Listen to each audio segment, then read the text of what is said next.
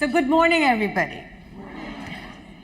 I just want to first start with saying a big thank you for inviting us all to be here, and also a big thank you for making the contribution for earthquake and tsunami relief in Japan through global giving on behalf of all of the speakers. I think that's an excellent practice, and I think it's a great way of really aggregating our presence together. So thank you so much for that.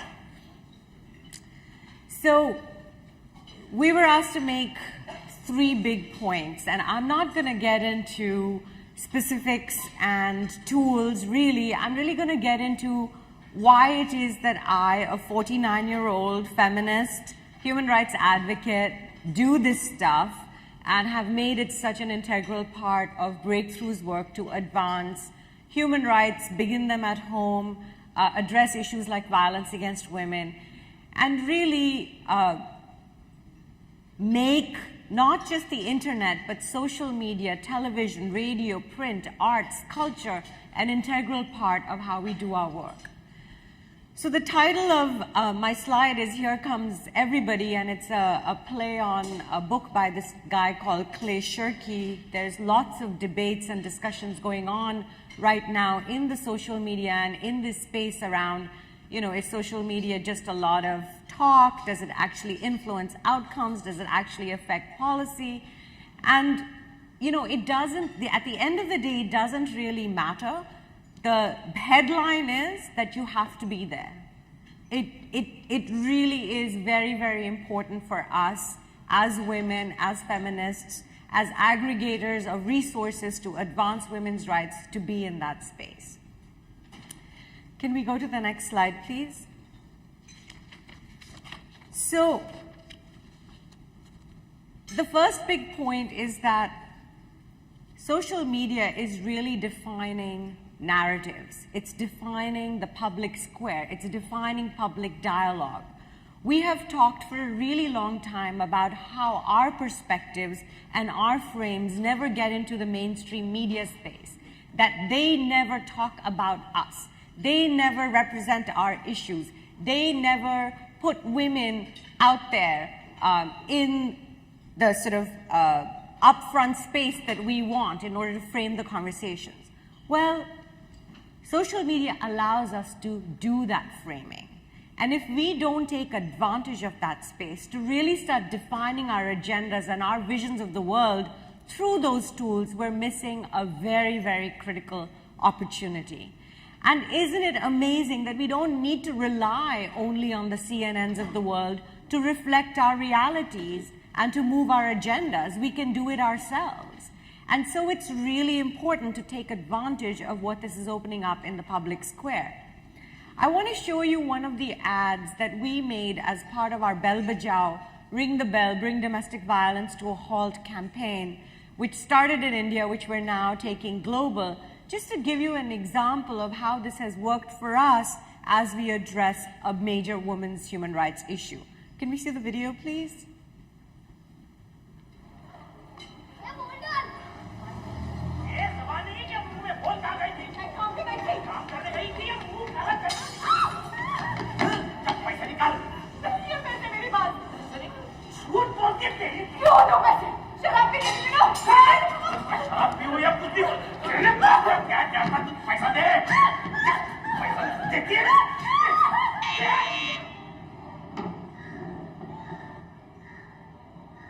क्या है? Ball.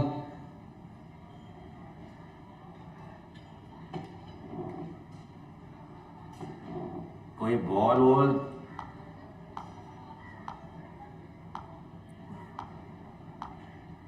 Bring domestic violence to a halt. Ring the bell.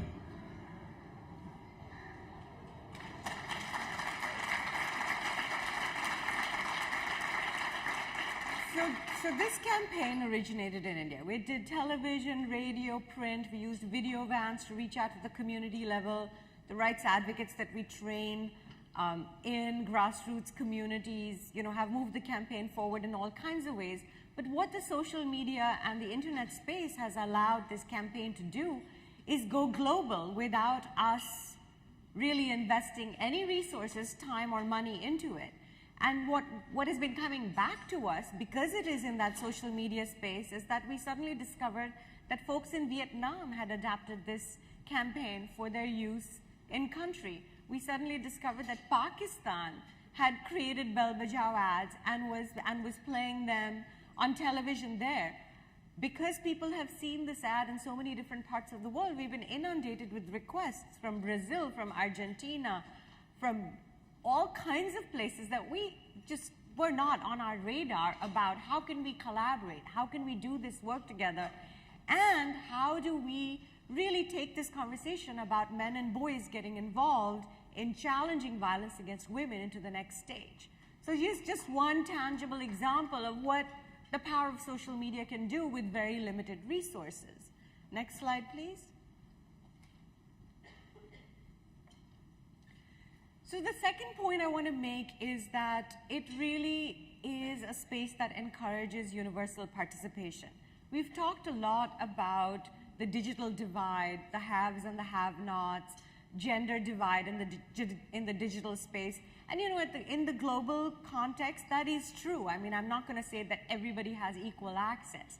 However, that is changing really, really, really fast.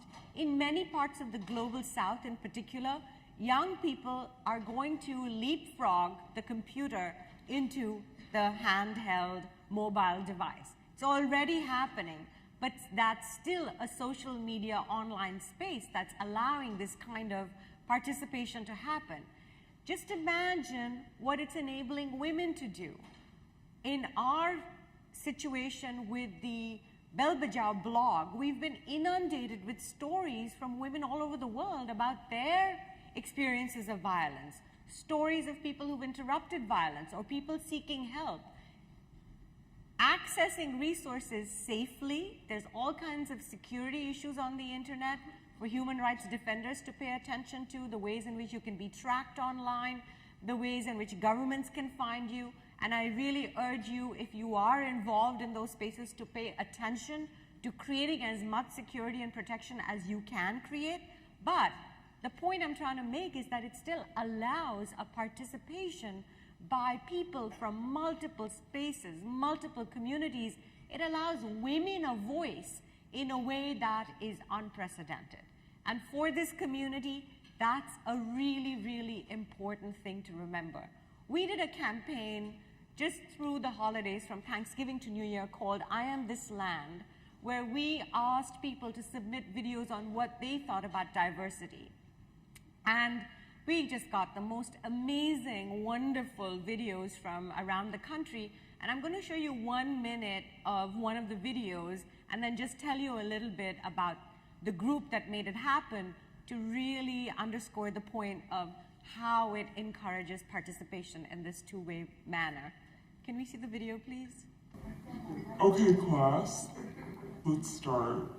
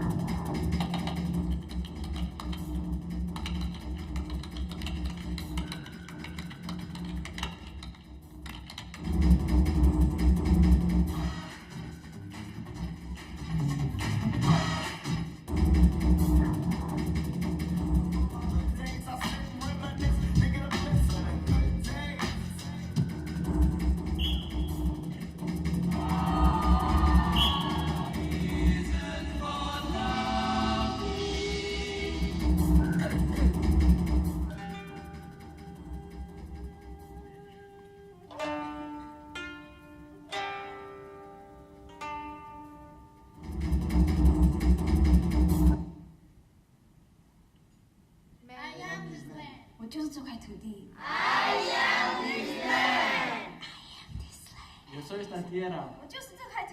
I am.